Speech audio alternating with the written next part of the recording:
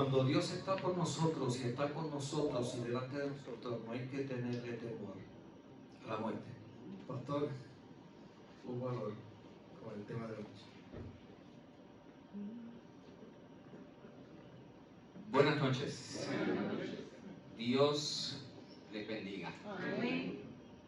Qué bueno que han llegado hasta aquí y que han decidido no solamente recibir la bendición de descansar en Él durante las horas del sábado, sino también escuchar su voz una vez más.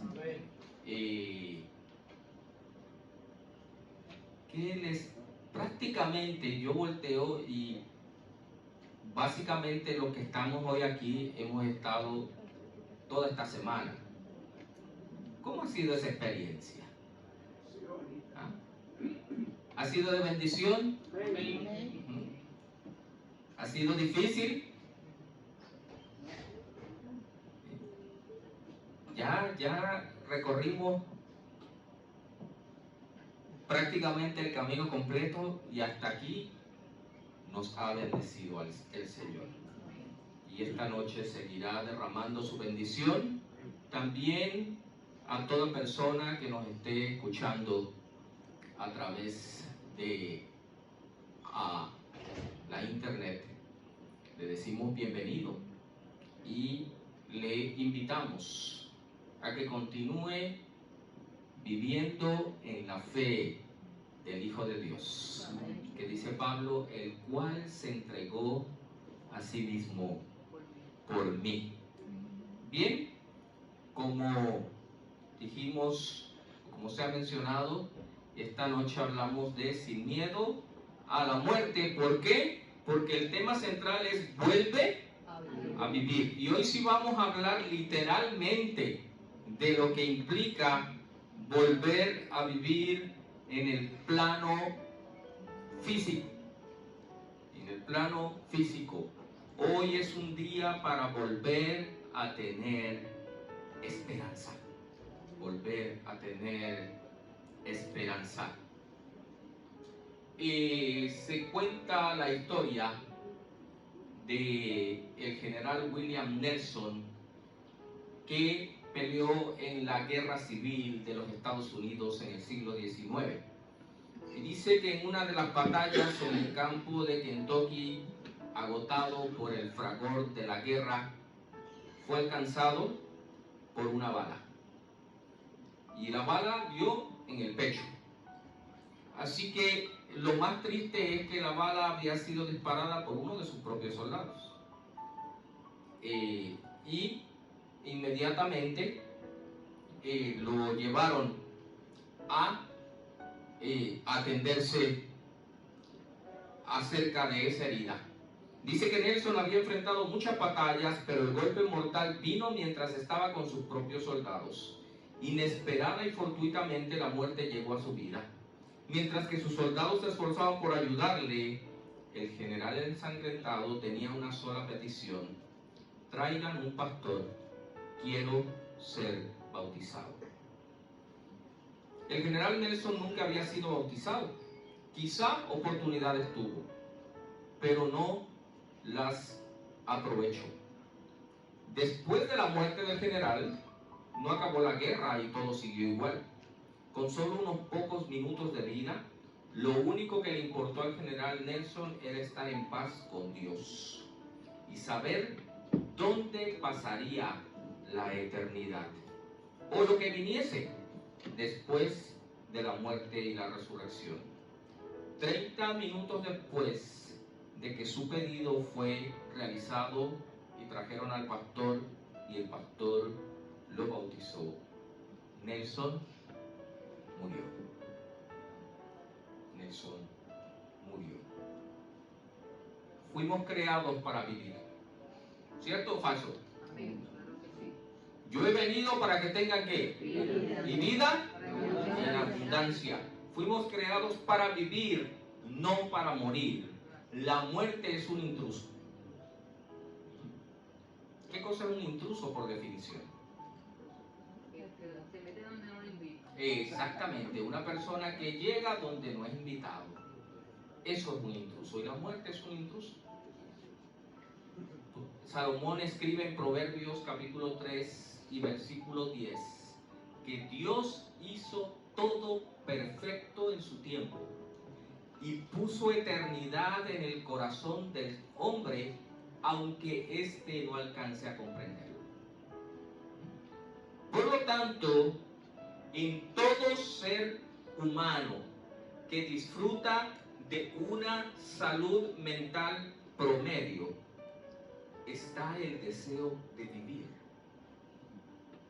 No está el deseo de morir, porque morir es contrario al propósito con el cual fuimos creados. Por ello que cuando enfrentamos la cruda realidad de la muerte, buscamos una alternativa que nos ayude a mantener en mente que hay o debe haber algo más allá. Debe haber algo más allá.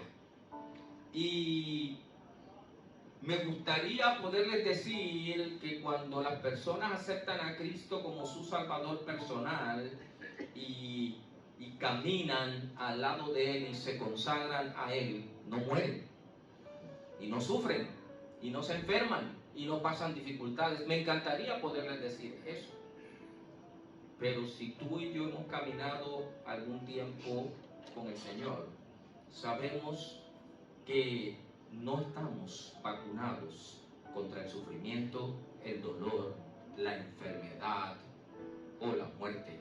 Muchas veces pensamos que la gente que ama a Dios no pasará por problemas o tristezas. Sin embargo, la historia de Juan 11 nos muestra algo diferente. Lázaro, a quien Jesús amaba mucho, enfermó y ¿qué cosa pasó? Murió. Dice el deseo de todas las gentes en la página 482. Entre los más constantes discípulos de Cristo se contaba Lázaro de Betania. Desde la primera ocasión en que se encontraron, su fe en Cristo había sido fuerte, su amor por él profundo, y el Salvador le amaba mucho. En favor de Lázaro se realizó el mayor de los milagros de Cristo. El Salvador bendecía a todos los que buscaban su ayuda. Ama a toda la familia humana, pero está ligado con algunos de sus miembros por lazos peculiarmente tiernos. Su corazón estaba ligado con fuertes vínculos de afecto con la familia de Betania, y para un miembro de ella realizó su obra más maravillosa. Vayamos al libro de Juan, el Evangelio de Juan, el capítulo 11, donde se registra la historia de la resurrección de Lázaro. Dice el versículo 1 que estaba entonces enfermo un hombre llamado Lázaro de Betania, la aldea de María y de su hermana Marta. María era la que ungió al Señor con perfume y secó sus pies con sus cabellos. Y Lázaro, que estaba enfermo, era su hermano. Entonces sus hermanas enviaron para decir a Jesús: Señor, he aquí el que amas está aquí. ¿Cuántos aquí aman a alguien? ¿O son amados por alguien? Muy bien. Y cuando usted manda a buscar a la persona que ama o necesita el apoyo, la presencia, la ayuda de la persona que ama, ¿cuál es la expectativa que uno tiene? Que va a llegar. Y es interesante que la historia enfatiza: Lázaro, al que tú amas, está enfermo. Entonces sus hermanas enviaron a decir a Jesús. Al oírlo, Jesús dijo: esta enfermedad no es para muerte, sino para la gloria de Dios, para que el Hijo de Dios sea glorificado por ella. Jesús amaba a Marta, a su hermana y a Lázaro. Es decir, no solamente amaba a Lázaro, sino amaba a la familia completa.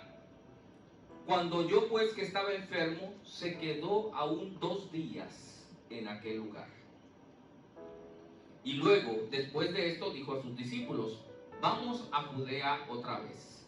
le dijeron sus discípulos: Rabí, hace poco los judíos procuraban apedrearte, y otra vez vas para allá.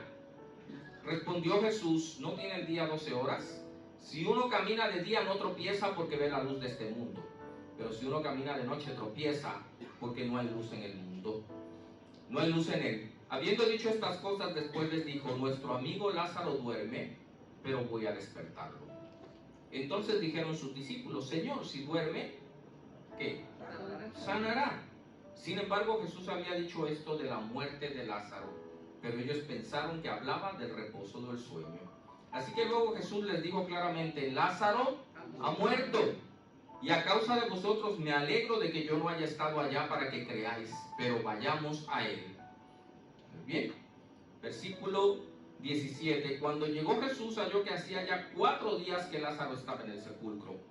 Betania estaba cerca de Jerusalén, como a 15 estadios, y muchos de los judíos habían venido a Marta y a María para consolarlas por su hermano. Entonces cuando oyó que Jesús venía, Marta salió a encontrarle, pero María se quedó sentada en casa. Marta dijo a Jesús: Señor, si hubieses estado aquí, mi hermano no habría muerto. Jesús le dijo: tu hermano resucitará. Marta le contestó: yo sé que resucitará en la resurrección en el día final. Jesús le dijo: yo soy la resurrección y la vida. El que cree en mí, aunque muera, vivirá. Y todo aquel que vive y cree en mí, no morirá para siempre. ¿Crees esto? Le dijo: sí, Señor, yo he creído que tú eres el Cristo, el Hijo de Dios, el que había de venir al mundo. Y cuando hubo dicho esto, fue y llamó en secreto a su hermana María, diciendo: el maestro está aquí y te llama. Ella, cuando lo oyó, se levantó de prisa y fue a encontrarlo, pues Jesús todavía no había llegado a la aldea, sino que estaba en el lugar donde Marta lo había encontrado. Entonces los judíos que estaban en la casa con ella y la consolaban, cuando vieron que María se levantó de prisa y salió, la siguieron, porque pensaban que iba al sepulcro a llorar allá. Luego, cuando María llegó al lugar donde estaba Jesús y le vio, se postró a sus pies, diciéndole: Señor, si hubieses estado aquí, no habría muerto mi hermano. Entonces Jesús, al verla llorando y al ver a los judíos que habían venido junto con ella, también llorando, se conmovió en espíritu y se turbó, y dijo: ¿dónde le han puesto? Le dijeron: Señor, ven y ve. Jesús lloró. Entonces dijeron los judíos: mirad cómo le amaba. Pero otros dijeron: ¿no podía este que abrió los ojos al ciego hacer también que Lázaro no muriera? Jesús, conmovido otra vez dentro de sí, fue al sepulcro. Era una cueva y tenía puesta una piedra contra la entrada. Jesús dijo: quiten la piedra. Marta, la hermana del que había muerto, le dijo: Señor, no, que hiede ya, porque hace 4 días. Jesús le dijo: ¿no te dije que si crees verás la gloria de Dios? Luego quitaron la piedra y Jesús alzó los ojos arriba y dijo: Padre, te doy gracias porque me oíste. Yo sabía que siempre me oyes, pero lo dije por causa de la gente que está alrededor, para que crean que tú me has enviado. Habiendo dicho esto, llamó a gran voz: Lázaro, ven fuera. Y el que había estado muerto salió, atado los pies y las manos con las vendas y su cara envuelta en un sudario. Jesús les dijo: desátenlo y déjenlo oír. Muchos de los judíos que habían venido a María y habían visto lo que había hecho Jesús, creyeron en él. Historia muy conocida. Y hay varias cosas que queremos enfatizar de esta historia. La primera es que la muerte de un ser querido produce un sentimiento de abandono y de ausencia que no puede ser reemplazado por nadie. Y la muerte da inicio al proceso de duelo, y el duelo tiene diversas etapas. Y la primera de ellas es la negación, es decir, nos cuesta trabajo aceptar que la persona no está.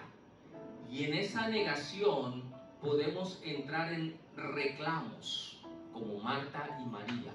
Ambas le dijeron al Señor: Señor, si tú hubieses estado aquí, ¿qué cosa? Mi hermano no hubiera muerto. Y es muchas veces inevitable que ante momentos de pérdida repentina, nuestro corazón se torne a buscar respuesta a una pregunta: ¿por qué? ¿Por qué murió? ¿Por qué no sanó? ¿Por qué Dios no hizo el milagro? ¿Por qué si Dios ha sanado a tantas personas, por qué no lo hizo con él o con ella? El sufrimiento seguirá siendo un motivo de lucha para que el ser humano confíe plenamente en Dios. El dolor y el sufrimiento no tienen una explicación que satisfaga a nuestra alma, porque el dolor y el sufrimiento son el resultado de alejarnos de Dios, del pecado. Pablo dice que la paga del pecado es muerte. Por lo tanto, como el pecado no tiene explicación, es decir, Dios no creó el pecado, Dios no incitó a ese querubín en el cielo a rebelarse contra él, Dios no empujó a Eva y a Adán a desobedecer la instrucción en el jardín del Edén, pero había la posibilidad de que sucediera y sucedió. Y como Dios es todopoderoso, nosotros nos preguntamos, ¿por qué no lo evitó? ¿Por qué no hizo algo? ¿Por qué no estuvo allí? Porque si él hubiera estado allí, ¿eso qué cosa? Eso no habría pasado. Por lo tanto, un consejo: cuando usted está acompañando a una persona en un duelo, no trate de explicarle sus reclamos, no trate de decirle, no pienses eso, Dios sí te ama. Usted simple y sencillamente acompaña a la persona porque es parte del proceso. Jesús solamente levantó la vista de ellos a la esperanza de la resurrección. Y les digo, ¿no te he dicho que si crees en el Hijo, vivirás? Es más, Marta le dijo, sí, yo sé que habrá una resurrección en el día final. Y dijo, no, yo soy la resurrección y la vida. El que cree en mí, aunque esté muerto, volverá a vivir. En el deseo de toda la gente, es en la página 482. Bueno, ya leímos esa parte. Aparentemente parecieran las palabras de Jesús indiferentes al dolor de sus amigos, porque llegaron cuando Lázaro estaba todavía aquí, enfermo, vivo, y le dijeron, al que tú amas está ¿qué cosa? ¿Cuántas personas no sanó Jesús? El Evangelio está lleno de momentos de milagro de Jesús en favor de la salud de las personas, ¿sí o no? Sanó a personas que no tenían una relación con él, al ciego que pasó caminando, que vimos ayer, al siervo del centurión, a la hija de la mujer sirofenicia que vino corriendo de allá de las costas de Tiro y de Sidón, y lo sanó.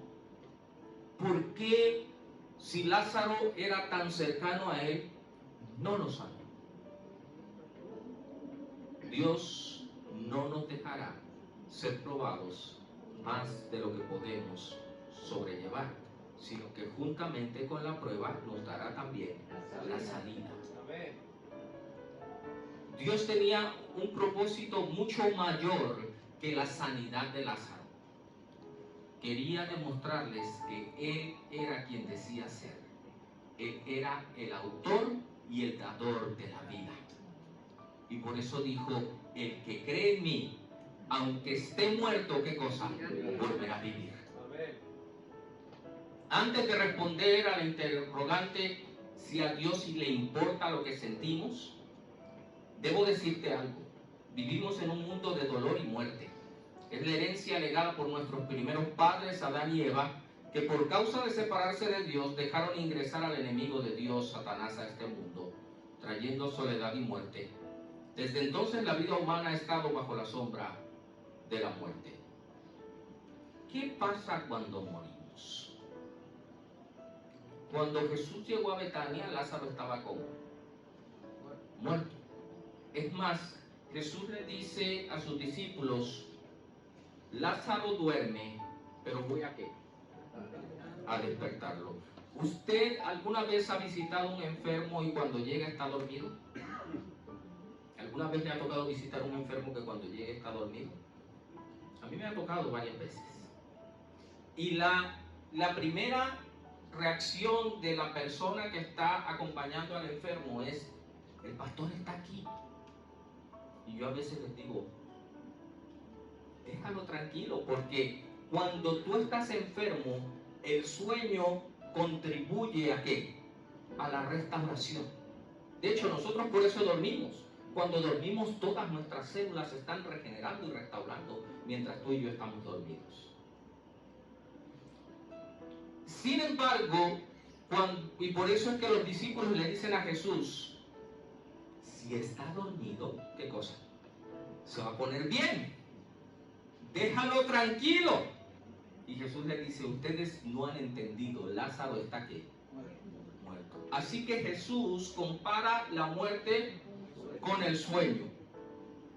¿Qué pasa cuando morimos? Hay muchas interrogantes que ha habido a lo largo de la historia.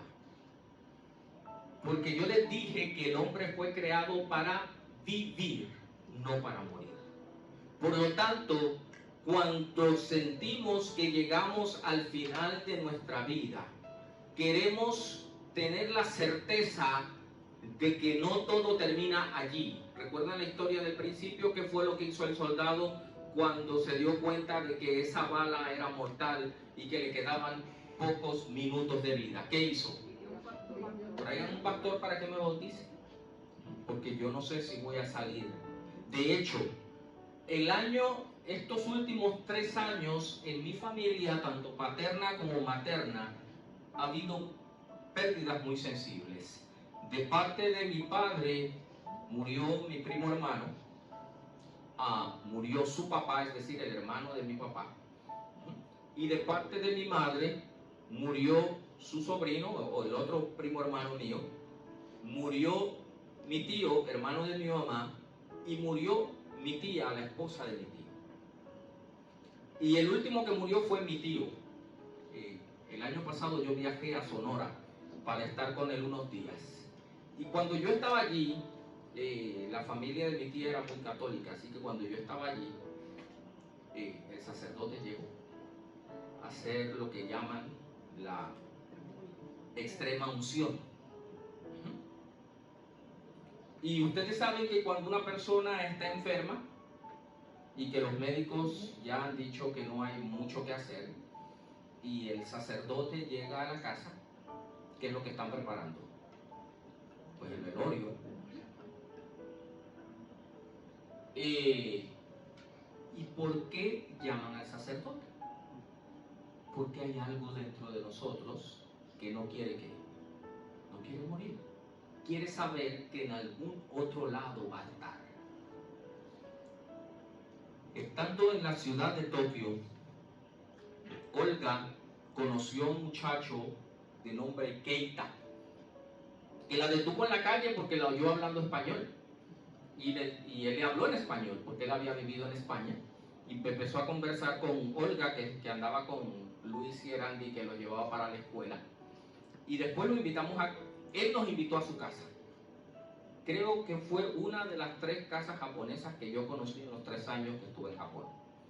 Cuando llegamos a su casa, en la sala, en el family, por un área parecida a un family, en el centro de ese cuarto había un hueco en forma de cubo. Hagan de cuenta este cuadro del atril, como unos 3 pies hacia abajo, en el centro del cuarto, y en medio de ese hueco había un pequeño atril, y sobre el atril una caja, y como unas veladoras allí cerca, y algunos otros objetos. Así que yo le pregunté, Keita, ¿qué es esto? Me dijo, esas son las cenizas de mi padre. Ok, ¿y por qué ustedes tienen aquí. Yo sé que mucha gente guarda las cenizas de sus familiares y pues las tienen en una vasija, en algún mueble o algo así, pero eso está en el centro y con varias otras cosas. Me dice, es que cuando es su cumpleaños nosotros nos reunimos aquí porque su espíritu cuida de nosotros. Así que ese lugar nos asegura que su presencia está con nosotros. Así que eso me llamó la atención y me puse a investigar un poquito. Y en la religión original japonesa, que es el Shintoísmo, ellos entienden que de acuerdo al rol que tenía la persona cuando vivía, sigue manteniendo esa responsabilidad, solo que desde el mundo espiritual. Por ejemplo, cuando el emperador japonés muere, el lugar de su residencia deja de ser la residencia del emperador para convertirse en un santuario. Y el primer día del año la gente va a rendirle homenaje y a hacerle pedidos al espíritu del emperador, como dicen ellos. Los budistas creen que el ser humano que muere pasa por una serie de diferentes vidas llamado reencarnación hasta que llega a un estado de pureza interior en la cual ya no siente dolor, ni pesar, ni nada, y a ese espacio le llaman el nirvana.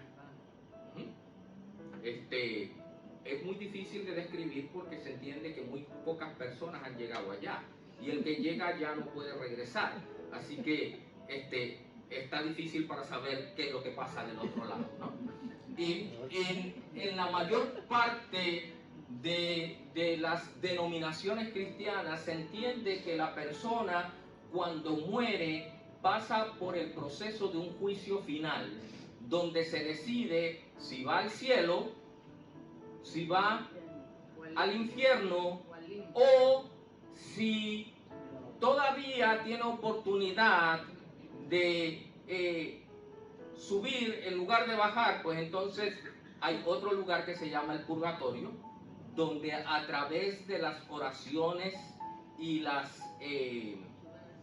los donativos y las misas y todas esas, las indulgencias y todas esas cosas que forman parte de las creencias, por ejemplo, del catolicismo, esa persona entonces sale del purgatorio y llega a la gloria. Yo les comenté hace unos días que en algún momento yo fui, me tocaba atender llamadas telefónicas como capellán. Y una vez, ante un tema de esto, de qué pasa con la persona cuando muere, me llamó una persona y estuvimos más de una hora en el teléfono.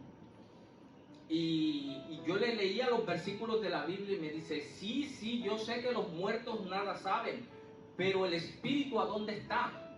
Digo, pues el espíritu, dice la Biblia, que vuelve a Dios que lo dio. Pues entonces está en el cielo. Digo, ¿quién está en el cielo? Pues el espíritu de la persona que murió. Digo, no, ese es el don de la vida. No, y estuvimos como una hora. Y yo le decía una cosa y ella me decía 3, y yo le decía 3 y ella me decía 10, y así seguimos hasta que le dije, dame un segundo. ¿Tú entiendes que hay algo dentro del ser humano que se llama alma, que es independiente de él? Y cuando lo material muere, esa alma tiene que estar en algún lado. Me dice, exactamente. Digo, pues es que esa alma no es una entidad independiente, porque el único que tiene inmortalidad es Dios. Dice, según la palabra de Dios, cuando morimos ocurre la fórmula inversa a la vida. Cuando Dios creó a Adán, lo formó del polvo de la tierra y sopló en su nariz aliento de vida. ¿Han leído eso en Génesis, verdad? Dice, dijo Dios, hagamos al hombre a nuestra imagen y a nuestra semejanza. Y formó Dios al hombre del polvo de la tierra, sopló en él aliento de vida y se convirtió en un alma viviente. ¿Qué cosa es el alma? Es la combinación de el polvo de la tierra más el soplo de vida. Ese soplo de vida es el poder que tiene Dios para dar vida, porque Él es el único que tiene poder para dar vida. De hecho, por eso hay un mandamiento que dice: no matarás, porque el ser humano no tiene derecho a quitar lo que no puede dar. Y como yo no puedo dar vida, yo no tengo derecho a ¿qué? A quitar la vida a nadie. Así que cuando yo sumo el polvo de la tierra y el soplo de vida, tengo un alma viviente. Cuando la persona muere, esas dos cosas se separan. El polvo vuelve a la tierra. Eso le dijo Dios a Adán. Porque polvo eres y al polvo ¿qué cosa? Volverás. Y el don de vida vuelve a Dios, pero ese don de vida no es el espíritu de Adán, porque Adán murió. Y esa es la lucha que muchas personas tienen. Y la lucha es simple y sencillamente porque no queremos morir. No queremos pensar en que una vez que nuestro cuerpo se desgasta, que nuestras energías se acaban y que nuestro aliento de vida desaparece, nosotros desaparecemos también. Nos resistimos a eso porque Dios puso eternidad en el corazón del hombre, aunque éste no alcance a comprenderlo. Por lo tanto, vale la pena preguntarse qué ocurre ahora cuando somos sepultados. ¿Hay alguna dimensión especial en la que los muertos aún siguen teniendo algún tipo de actividad? ¿Qué dice la Biblia? Dice: porque los que viven saben que han de morir, pero los muertos nada saben, ni tienen más paga, porque su memoria es puesta en el olvido. También su amor y su odio y su envidia fenecieron ya, y nunca más tendrán parte en todo lo que se hace debajo del sol. ¿Hay actividad espiritual en la muerte? Salmo 6:5 dice: porque en la muerte no hay memoria de ti, en el sepulcro, ¿quién te alabará? Lamentablemente, y a pesar de que la Biblia es muy clara en decirnos que después de la muerte no hay ningún tipo de actividad, Satanás, el enemigo de Dios, y la humanidad se ha ocupado durante siglos de diseminar la primera gran mentira diseminada en la tierra: no moriréis. Dios le dijo a Adán y Eva: el día que coman de este fruto, ciertamente ¿qué? Morirás. Y Satanás le dijo: no, no es cierto, no vas a morir. Lo interesante es que nosotros ahora sonreímos como diciendo: qué ingenuos, ya murieron. Pero ¿saben qué? Nosotros seguimos creyendo que no moriremos. Y por eso es que creamos diferentes filosofías, creencias y pensamientos para sentir que no acaban las cosas con la muerte, que hay algo más después de la muerte. Por ese motivo, la mentira de la inmortalidad del alma humana se esparció desde el Edén a todo el planeta, y lo vemos reflejado en las diferentes culturas, civilizaciones humanas alrededor del mundo, con sus creencias espiritistas y relatos fantásticos de un mundo en donde los muertos aún siguen activos, pero en un plano diferente. Mi familia tiene un chat, y después de la muerte de mi primo, porque él fue una persona bien especial, y hay algunos que incluso en un plano muy íntimo han dicho: qué pena que murió el mejor de la familia. Y hace unos días se cumplieron 2 años de su muerte. Entonces la hija publica algunas cosas y la viuda publica algunas cosas. Y tengo una sobrina que creció en la iglesia adventista. En su adolescencia y primera juventud ella estuvo en la iglesia. Y dentro del chat se envolvió y dijo: ay, pero él nos está cuidando desde allá, desde el cielo. Puede parecer una idea consoladora. Ahora te propongo lo siguiente, y te voy a contar esta anécdota. La hermana de mi mamá trabajaba para un hospital, era la recepcionista de un hospital.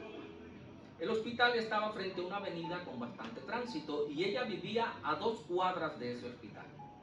Ella se iba caminando todos los días y su turno era por la tarde. Ella entraba a las 2 de la tarde y salía a las 9 de la noche.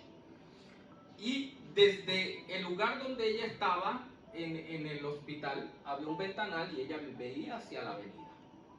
O sea, a espaldas de ella. Y dice que un día ella está en su escritorio, en el counter de recepción, y como que tuvo una premonición de que algo estaba pasando, y voltea hacia el cristal, y mi primo, que en ese momento tenía como 3 años, estaba en la acera, al frente de la avenida del hospital, saludando a la mamá desde allá. Se le había escapado a la nana, que lo llevó a hacer una compra a la tienda que estaba allá cerca, y se le escapó y dijo, voy a ver a mi mamá. Ustedes saben cómo son los niños a esa edad, que se desaparecen en un instante y la persona se fue detrás de él. Así que el nene llegó y desde allá le gritaba a ella. Ustedes se pueden imaginar cómo se sintió mi tía cuando lo vio. Porque si él cruzaba la avenida, las posibilidades de que lo hiciera sin que fuera atropellado eran muy pocas. Así que mi tía le entró un desespero y inmediatamente le dice a su compañera, por favor, atiende la recepción que mi hijo está allí en la acera. Claro, cuando mi tía llegó ya la nana había alcanzado al nene y lo tenía en la mano, pero en la desesperación ella corrió. Imagínense la impotencia que sintió mi tía parada en esa vidriera, en ese cristal, viendo a su hijo en peligro de muerte allí abajo y no poder ¿qué? Hacer nada. Entonces yo me pregunto, ¿qué clase de cielo puede tener una persona que muere? Que está viendo el dolor de su familia, pero está disfrutando de la gloria de Dios. Como que no cuadra, ¿verdad?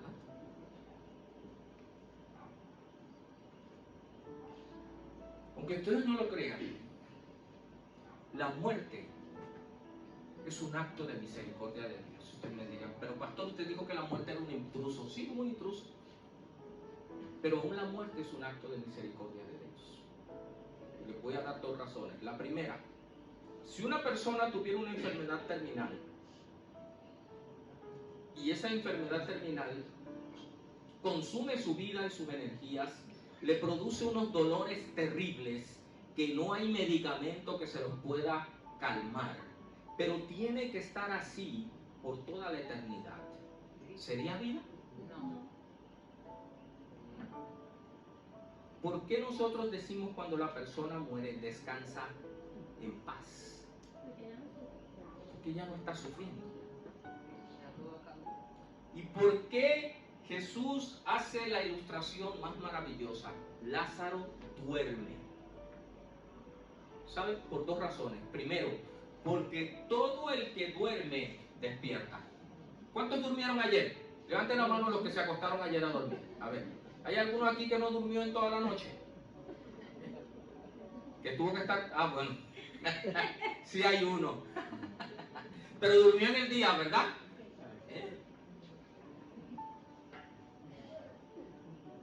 ¿Alguno de ustedes dice, no me voy a dormir porque yo no sé si despierto mañana? ¿Ah? Al contrario, cuando uno se está cayendo del sueño, uno lo que quiere es llegar y tirar. Ustedes dicen, voy a hacerle un hoyo a la cama. ¿Qué quiere decir esa expresión? Que cuando caiga allí, no me voy a levantar aunque se marque mi silueta en esa cama. Por lo tanto, todo el que duerme despierta. Y hay algo todavía más maravilloso. En el sueño, el tiempo no existe. No existe. Ustedes nunca saben cuánto tiempo durmieron. ¿Sabían eso? Ay, pastor, yo sé que yo me acosté a las 9 y me levanté a las 6. Ah, sí. Sí. ¿Tú sabías que a las 9 te fuiste te acostaste, pero tú no sabes exactamente a qué hora te quedaste dormido, porque si supieras no estarías dormido. Y tú no sabes cuánto tiempo estuviste dormido.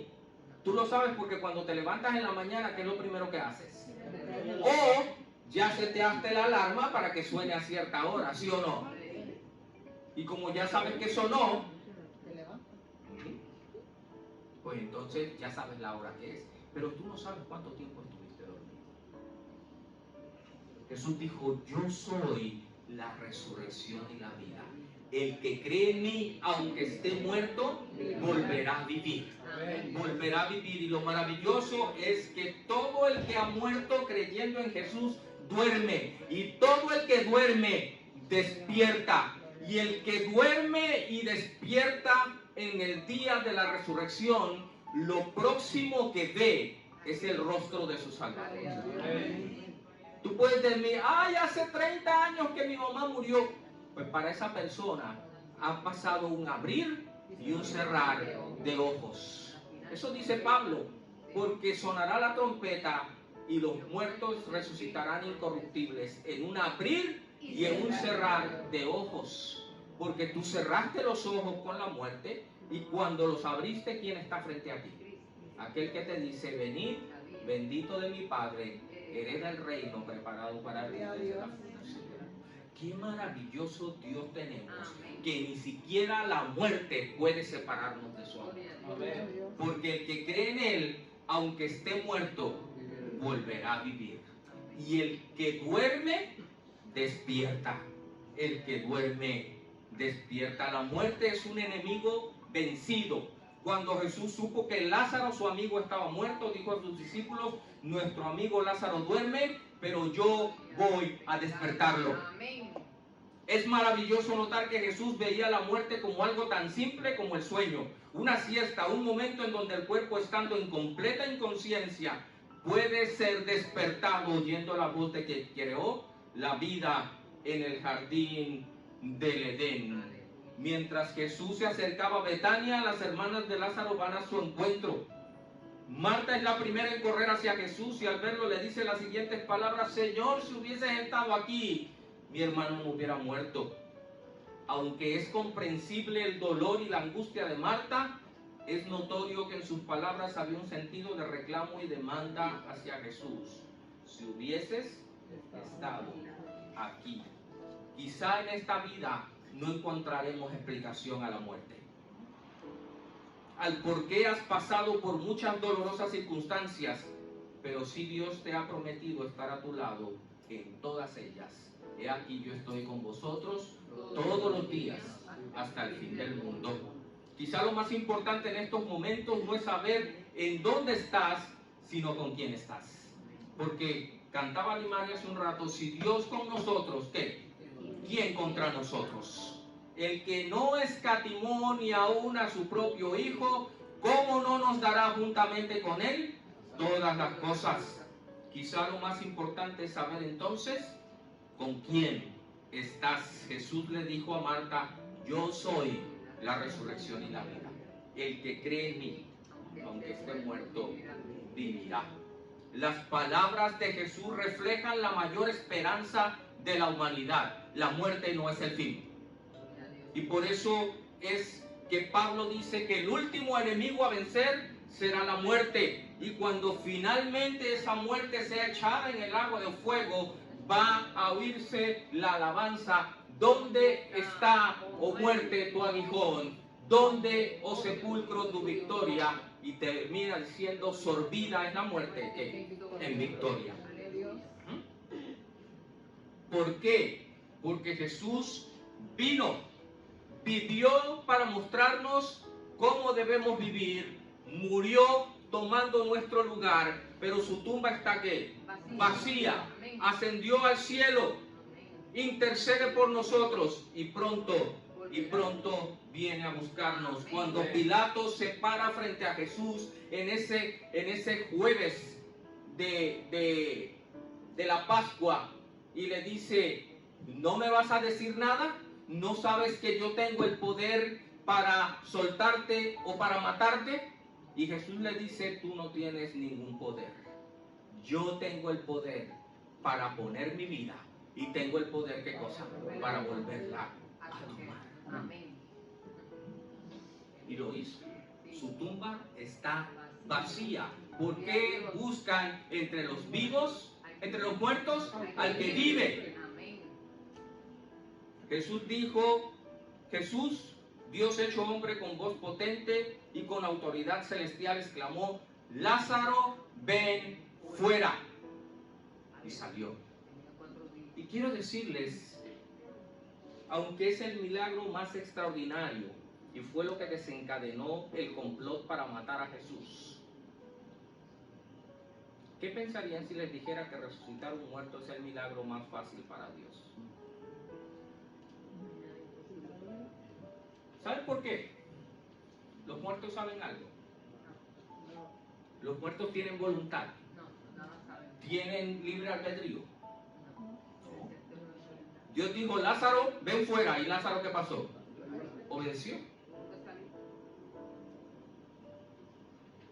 ¿Saben qué es más difícil volver a la vida al que está vivo? ¿Se acuerdan del paralítico de la historia del martes? ¿Quieres qué cosa? Ser sano. Jesús le tuvo que preguntar si quería. A Lázaro no le preguntó, ¿quieres resucitar? Estaba muerto. A Lázaro le dijo, ven fuera. Por lo tanto, lo que para nosotros es lo que no tiene solución, porque incluso hay un dicho, lo único que no tiene solución en esta vida es ¿qué? La muerte, para nosotros. Pero para Dios es una solución bien simple. Porque sonará la trompeta y los muertos en Cristo resucitarán primero. Con voz de mando, dice Tesalonicenses, con voz de arcángel y con trompeta de Dios descenderá del cielo y los muertos en Cristo resucitarán primero. Quiero que imagines ese día, cuando las lápidas de todos los cementerios del planeta exploten y salgan de ella los hijos e hijas de Dios revestidos de inmortalidad, para encontrarse con sus amados a quienes dejaron tiempo atrás. Será un momento esplendoroso. En el año 1995 estábamos celebrando como familia la Nochebuena. Y en la familia Lores era un evento muy especial porque mi abuelo cumplía años el día 18 de diciembre. Así que la fiesta empezaba, eso eran puertorriqueños, empezaba la Navidad desde el 18 de diciembre.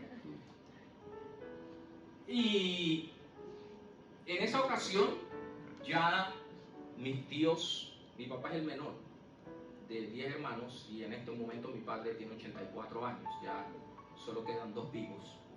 En ese momento había 6 vivos todavía. Y esa Nochebuena caía en viernes, me acuerdo. No, en sábado. Y ese sábado habíamos ido a la iglesia y entonces estábamos despidiendo el sábado a la puesta del sol. Y mi tía, la hermana mayor de mi papá, se arrodilla para orar, para despedir el sábado y empezó a llorar. Y dijo, ay Señor, ¿cuántas oraciones no hizo mi madre para ver a todos sus hijos de vuelta en la iglesia? Y no tuvo la oportunidad de verlo. Pero después como que algo le hizo clic y dijo, pero lo va a ver cuando venga Jesús en la resurrección. Y es cierto. Uno a uno, todos sus hijos fueron, porque de los 9, solamente 2 permanecieron fieles a la iglesia durante toda su vida. Los otros 7 tomaron sus atajos y sus vacaciones.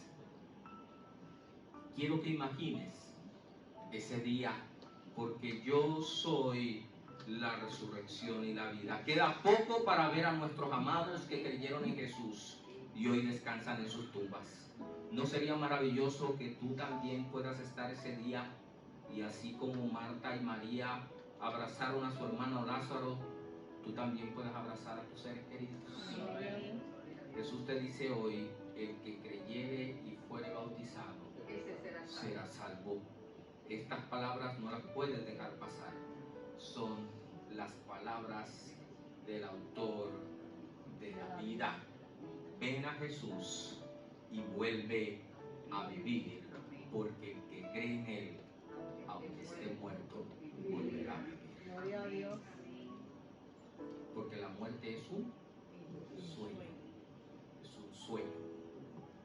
Y como en el sueño el tiempo no existe, yo cerré mis ojos y cuando los abrí, escuché la voz del que me dice: venid, benditos de mi Padre, heredad del reino, preparado para vosotros desde antes de la fundación del mundo. Fuimos creados para vivir, no para morir. Por eso es que hoy el Señor te dice: vuelve a vivir. Vamos a estar en pie y vamos a agradecer a Dios, porque ni siquiera la muerte puede separarnos de su amor. Ni siquiera la muerte.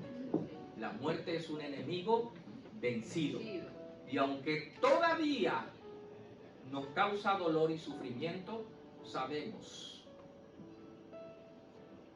como dice otra canción de esa agrupación que hablaba ayer, un día ya no habrá por qué llorar.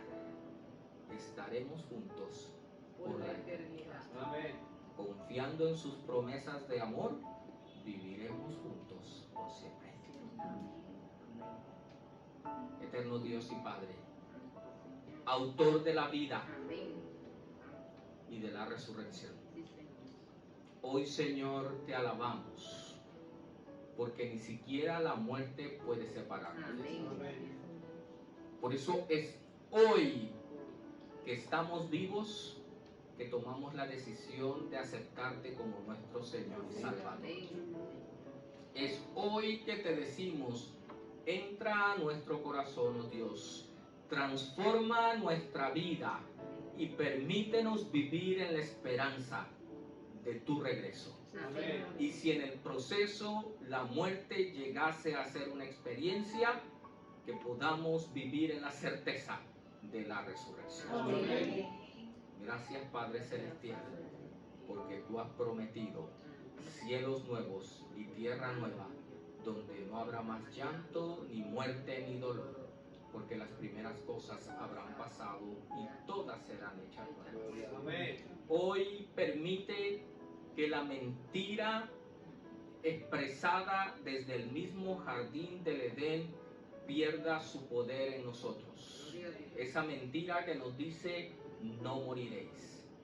Oh Señor, sabemos que la paga del pecado es la muerte, pero gloria a Dios, porque el don gratuito del Señor es vida eterna en Cristo Amén. Jesús. Y el que cree en mí, aunque esté muerto, vivirá. Gloria a Dios.